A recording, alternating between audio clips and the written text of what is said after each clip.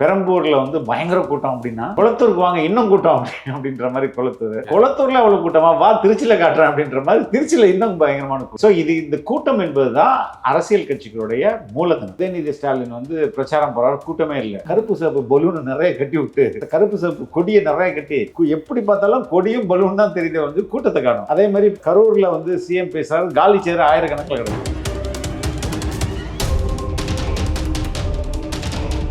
குளத்தூர் ஏன் கோட்டை வந்து பாரு, ஆனா குளத்தூர் அவர் போறாரு, ஆளே இல்ல, தலைவர் நாமினேஷன் பண்றாரு, அவ்வளவு கூட்டம். அப்ப இதெல்லாம் உங்களை இரிட்டேட் பண்ணுதுல. அப்போ ஏதாவது ஒன்று நடக்கட்டும், மக்கள் மோதி சாவட்டும், பழைய தூக்கி தவிக தலைவர் விஜய் மேல போட்டுக்கலாம், அப்போ வந்து நெகட்டிவா பரப்பலாம் அப்படின்றதுதான் அவங்களுடைய திட்டம். தமிழ்நாடே ஒரு கம்ப்ளீட்டான ஒரு சேஞ்சுக்கு வந்து ரெடி ஆயிடுச்சு.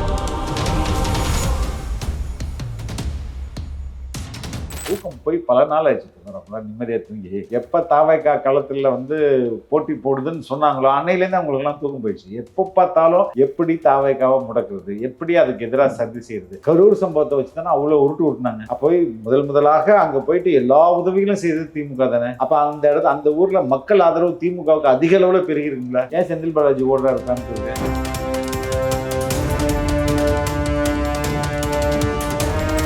ஆட்சிக்கு வருவதற்கு முன்பு 4 லட்சம் வாங்கி உங்களுடைய வருமானம் என்பது ஆட்சிக்கு வந்த முதல் ஆண்டிலேயே 2 கோடியும் அதற்கு அடுத்த ஆண்டிலேயே 8 கோடியும் உயருதுன்னா சம்திங் இந்த ஆட்சிக்கும் அந்த இன்கமுக்கும் தொடர்பு இருக்குன்னு தானே அர்த்தம். உனக்கு தேவை என்ன? என்னுடைய டீட்டெயில் நான் என் இஷ்டத்துக்கு கொடு. நீங்க சொல்லுங்க, 10,000 ரூபாய் மட்டும்தான் முதல்வர் வந்து தன்னுடைய வீட்டில் வச்சிருப்பாரு. பையனுடைய சொத்து டீட்டெயிலே காட்டல இல்லை. ஆனா தலைவர் விஜய் தன் மகனுக்கு எவ்வளவு பணம் கொடுத்திருக்கேன், தன் மகளுக்கு எவ்வளவு பணம் கொடுத்திருக்கேன்னு காட்டியிருக்கிறாரு. இதை பார்த்தாலே மக்கள் தெரிந்து தொடர்.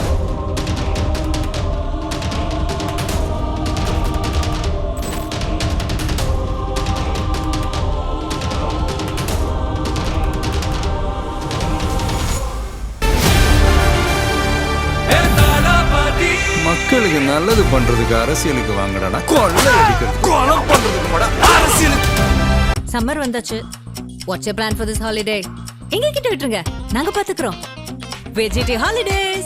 GT Holidays, South India's #1 travel brand.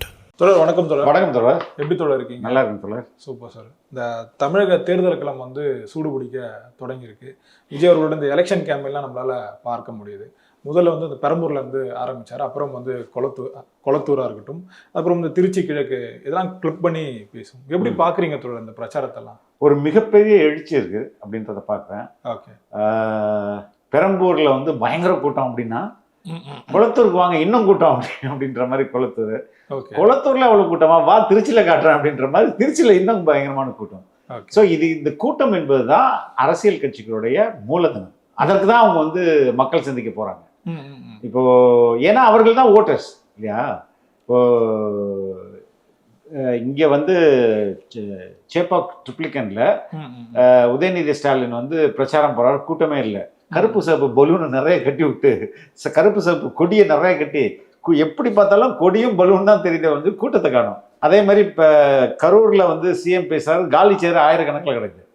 அப்போ மக்கள் வந்து தே லாஸ்ட் கான்ஃபிடன்ஸ். மக்களுக்கு வந்து நம்பிக்கை இந்த திமுக மீது போயிடுச்சு அப்படின்றதுதான். இதே போன 21 தேர்தல் எடுத்து ஸ்டாலினுடைய பேச்சு அவர் பேசினதெல்லாம் பார்த்தீங்கன்னா அவ்வளோ கூட்டம் வந்துருக்கும். You can see the difference. So அது வந்து அதுதான் இங்கே வந்து ரியாலிட்டியாக இருக்குது. இன்னைக்கு தாவேகாவுக்கு மிகப்பெரிய அலை வீசுது.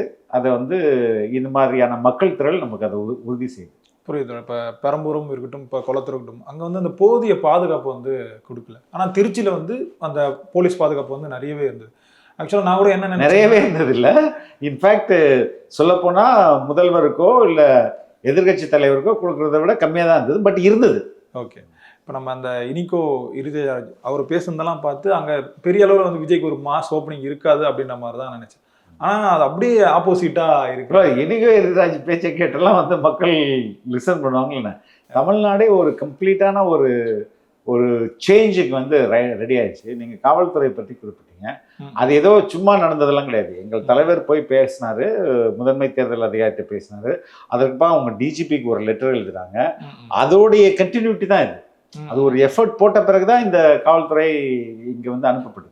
ஆனா இப்ப அந்த மக்களே வந்து சொல்றாங்க தோழர், இங்க வந்து இவ்வளவு பஸ்லாம் வந்து வந்ததே இல்லை. எங்க கொளத்தூர்லயே இருக்கட்டும், பெரம்பூரா இருக்கட்டும், அப்புறம் அந்த குப்பை வண்டிகள்லாம் வந்துட்டு இருக்கு அப்படின்னு வந்து மக்களே கொஞ்சம் இப்போ தெளிவாயிட்டாங்க. ஏன் இந்த அளவுக்கு வந்து ஒரு சீப்பான பாலிடிக்ஸ் வந்து பண்ணணும்? திமுக வேற என்ன தெரியும்? கொளத்தூர் ஏன் கோட்டை வந்து பாரு. ம். ஆனா கொளத்தூர் அவர் போறாரு, ஆளே இல்ல. ஓகே. தலைவர் நாமினேஷன் பண்றாரு, அவ்வளவு கூட்டம். அப்ப இதெல்லாம் உங்களை இரிட்டேட் பண்ணுதுல்ல.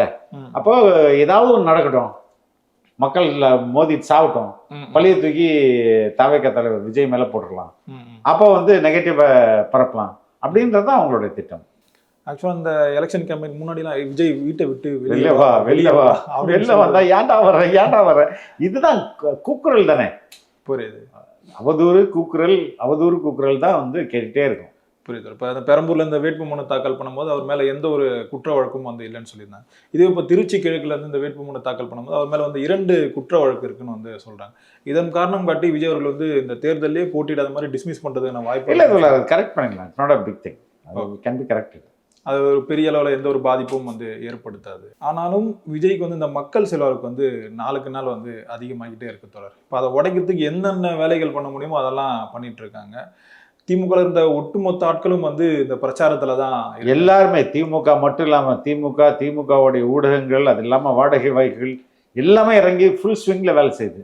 ஆனா மக்கள் வந்து தொடர் நீங்க வந்து திமுக ஒட்டுமொத்த தமிழ்நாட்டையும் வாடகைக்கு வாங்க முடியாது, ஒட்டுமொத்த தமிழர்களையும் வாடகைக்கு வாங்க முடியாது. அவங்க என்ன வந்து மிஞ்சி போனா இங்க உள்ள சேனல்களுக்கு காசு கொடுத்து அதை வந்து சரி பண்ணலாம். அது மாதிரி இந்த இண்டிபெண்டா பேசுறவங்களுக்கு காசை கொடுத்து இது பண்ணலாம்.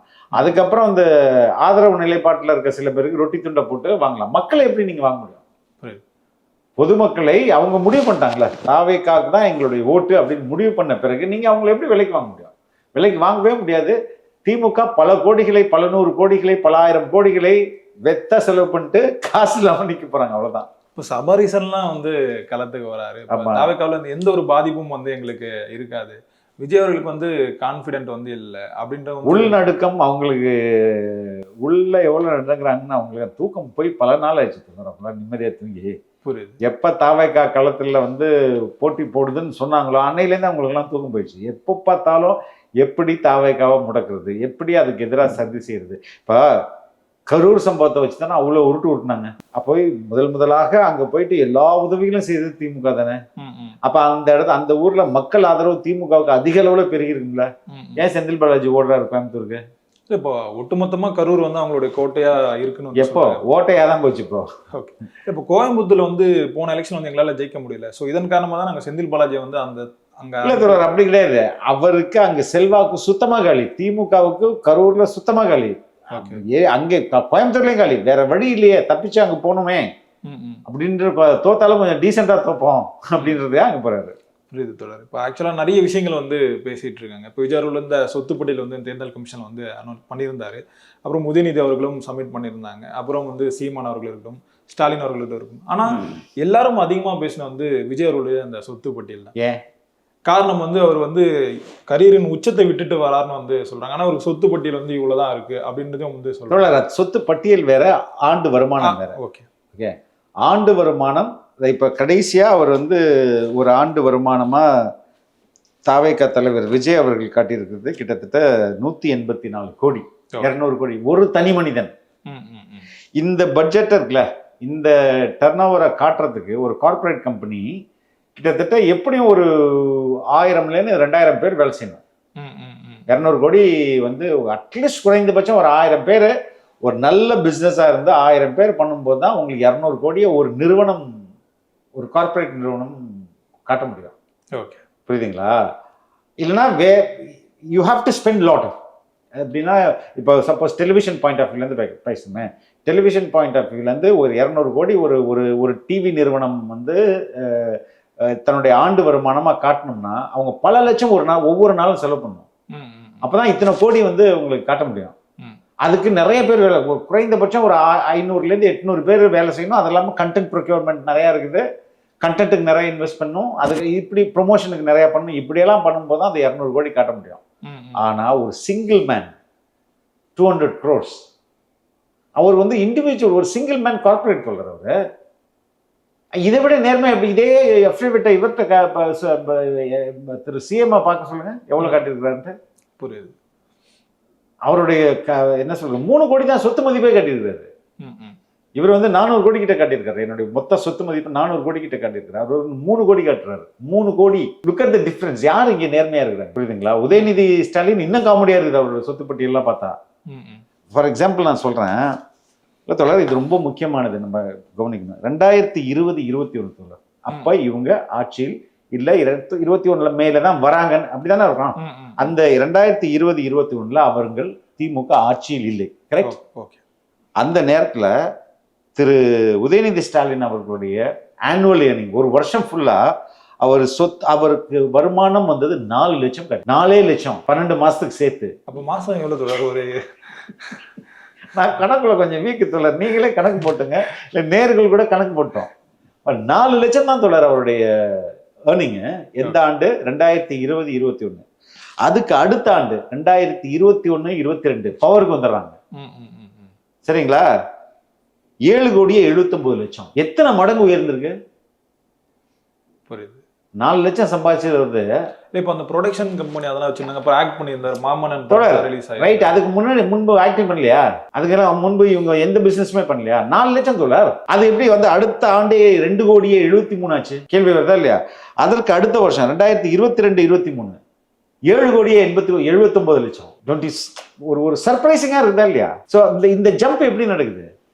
4 லட்சம் வாங்கி கொண்டிருந்தவர் அடுத்த ஆண்டு 2,79,00,000. அதற்கு அடுத்த ஆண்டு 8 கோடின்னு வைங்களேன், 7,94,00,000. எப்படி வருது? சரி, ஓகே. இதை விட காமெடி இருந்தமா 2023-24 பாட்டுன்னு போய் 1 லட்சம். வருஷத்துக்கே 1 லட்சம். ஓகே. 1,34,000 ரூபாய். இப்போ அப்பெல்லாம் வந்து அவர் வந்து எம்எல்ஏவும் இருக்காரு, அமைச்சராகவும் இருக்காரு. அந்த சேலரி கால்குலேட் பண்ணாலே அப்ப தொடர் எப்படி பட்டுன்னு எப்படி போகும்? ஒரு நீங்க கிராஜுவலா இருந்தா டிப் ஆகும். ரைட்டுங்களா? ஒரு இன்கம் வந்துச்சுன்னா அடுத்த இந்த வருஷம் 2025-24-25 1,40,000 ரூபாய். சரி, இந்த 1,40,000 இதுதான் உண்மையான இன்கம்னா, இது இவர் பக்கமா? இவருடைய மனைவி பக்கம் பாக்கனா 2021-22 அவர்களுடைய துணைவியார் வந்து 37 லட்சம் சம்பாதிக்கும். 2022-23 38 லட்சம். இந்த கிராஜுவல் ஒரு 1 லட்சம் 2 லட்சம் அது வந்து நம்மளால ஒத்துக்க முடியும். ஏன்னா உங்களுக்கு ஆப்வியஸா ஒரு வருஷம் நீங்க என்ன பிசினஸ் பண்ணாலும் ஒரு 10% ஏறலாம், 10% நஷ்டமாகலாம், இல்லைன்னா 20%. அப்படி கொஞ்சம் அப்ஸ் அண்ட் டவுன்ஸ் இருக்கும். அதற்கு அடுத்தது 2023-24 44 லட்சமா மாறுது. அகெயின் 2024-25 3 கோடியா மாறுது. புரியுது. இல்ல தொடர், இப்ப அந்த டைம்ல வந்து ஒரு படம் வந்து டைரக்ட் பண்ணியிருந்தாங்க, காதலிக்க நேரம் இல்லைன்னு சொல்லி. சரி, அது அவ்வளவு அதுக்குன்னு ஒரு சம்பளம் வாங்கியிருப்பாங்க. என்ன தொடர் இது? இதை பார்க்கும்போது இதுல அவ்வளவு முரண்கள் இருக்கு. நீங்க ஆட்சிக்கு வருவதற்கு முன்பு 4 லட்சம் வாங்கி உங்களுடைய பணம், உங்களுடைய வருமானம் என்பது ஆட்சிக்கு வந்த முதல் ஆண்டிலேயே 2 கோடியும் அதற்கு அடுத்த ஆண்டிலேயே 8 கோடியும் உயருதுன்னா சம்திங் இந்த ஆட்சிக்கும் அந்த இன்கமுக்கும் தொடர்பு இருக்குன்னு தானே அர்த்தம். இல்லைன்னா டக்குன்னு இப்படி ஏறாதுல தோழர். இப்ப இதே வந்து நீங்க வந்து தாவேகா தலைவர் பாருங்க, 2022 200 கோடியே 37 லட்சம் 237 கோடி 237 கோடி அவருடைய இன்கம்மா 2022-21-22 காட்டுறாரு. அதற்கு அடுத்தது 22-23 198 கோடி, 2 கோடி டிஃபரன்ஸ். that will happen. அதற்கு அடுத்த வருடம் 2023-24 105 கோடி, 2024-25 184 கோடி. அவர் கான்ஸ்டன்டா இருக்குது. ஒரு 200+ இல்லைன்னா 180+ன்றது கான்ஸ்டன்டா இருக்கு. ஆனா இங்க வந்து இவ்வளவு டிராஸ்டிக் சேஞ்ச் இருக்கு. இது எப்படி முடியும்? 2 கார் வச்சிருக்கேன்னு சொல்றாரு, டிஃபெண்டர் ஒன்னும் யுனோவா கார் ஒன்னுட்டு.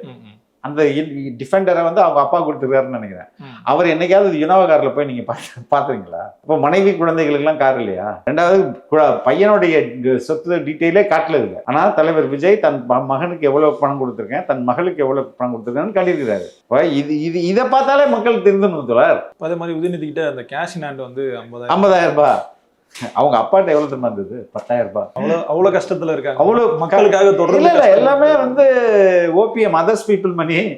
இல்லைன்னா என்ன சரி, இதை இவ்வளவுதான் இதுக்கு ரெஸ்பெக்ட். உனக்கு தேவை என்ன? என்னுடைய டீட்டெயில் நான் என் இஷ்டத்துக்கு கொடுப்பேன். நீங்க சொல்லுங்க தோழர், 10,000 ரூபாய் மட்டும்தான் முதல்வர் வந்து தன்னுடைய வீட்டில் வச்சிருப்பாங்க. அவங்க மனைவி கையில 40,000 ரூபாய் இது இருக்கு. 30,000 ரூபாய் 40,000 50,000 ரூபாய் இது இருக்குது. அட்லீஸ்ட் உதயநிதி ஸ்டாலின் கூட கொஞ்சம் டீசெண்டாக காட்டியிருக்காரு. 50,000 ரூபாய் அவர் கையில் இருக்கு. அவங்க ஒய்ஃப் கையில் ஒரு 75,000 ஒய்ஃப் கையில் ஒரு 75,000 இருக்குன்னு சொல்லிட்டு Okay. இது எல்லாமே எதை காட்டுது? எந்த ஒரு வெளிப்படைத்தன்மையும் இவர்கள்ட்ட இல்ல. நீங்க பிராக்டிகலா பேசணும். உதயநிதி வந்து காலேஜ் முடிச்சதுல இருந்து என்ன வேலை பார்த்து production snow bowling starting right. அதுக்கப்புறம் என்ன பண்ணாரு? ப்ரொடக்ஷன் காலேஜ் முடிச்சு எப்படியும் ஒரு 20-25 ஆண்டுகளுக்கு மேல 20 வருஷத்துக்கு மேல இருக்கும். மேலே இருக்கும். என்ன பண்ணியிருந்தாரு? எப்படி அவருக்கு இவ்வளோ இந்த 7 கோடி இந்த 2000 எப்படி வந்தது? அவரும் நிறைய படங்கள் நடிச்சிருக்காரு. ரைட் தோழர். படம் நடிச்சாரா? எப்பத்திலேருந்து நடிக்கிறாரு? எலெக்ஷனுக்கு முன்னாடி தான் நடிக்கிறாரு. ஐ மீன் 2020 அதுக்கு முன்பே நடிச்சிருக்காருல்ல. ஒரு கண்ணாடி நடிச்சிருக்காரு, நிறைய படங்கள் நடிச்சிருக்காரு. அதெல்லாம் என்னாச்சு? 4 லட்சம் ரூபாய் ஒரு 1 இயருக்கு தோழர். பர்சன்ஸ் லைக் உதயநிதியால 4 லட்சம் ரூபாய் வச்சுட்டு ஒரு வருஷத்தை ஓட்ட முடியுமா? நீங்களே சொல்லிக்கிறோம். இப்போ 1 லட்சம் ரூபாய் கட்டுறாரு. சம்பளம் வாங்குறதெல்லாம் வந்து ஜாலியாக செலவு பண்ணிடுறாருன்னு நினைக்கிறேன். அவங்க வீட்டுக்காரமா தான் கஷ்டப்பட்டு சேமிச்சு ஏதோ காசு வச்சுருக்காங்க. ஆனால் இந்த அவருக்கு எப்போ சம்பளம் இங்கே டிப் ஆகுதோ அங்கே கோடிக்கணக்கிலே இருக்கு மனைவிகிட்ட. ஆக்சுவலாக இதெல்லாம் ஒரு வகையான ஒரு வினோதமாக தான் தோழர். நம்ம எல்லாருக்கும் வந்து வினோதம் இல்லை தோழர். நீங்கள் நேரடியாக பாருங்க. நான் என்னுடைய இதை கூட நான் நேர்மை இல்லாமல் தான் நான் ஃபைல் பண்ணுவேன். புரியுது. இதில் நேர்மை இல்லைல்ல. அதை இப்போ மற்ற கட்சிகள் இருக்காங்களே, இப்போ அதிமுகவாக இருக்கட்டும், திமுகவாக இருக்கட்டும், அவங்க எல்லாமே இந்த வாக்குறுதிகளை வந்து கொடுக்குறாங்களே தவிர இந்த மக்களுக்கான இந்த இலவசங்களை தான் அள்ளி வீசாங்க.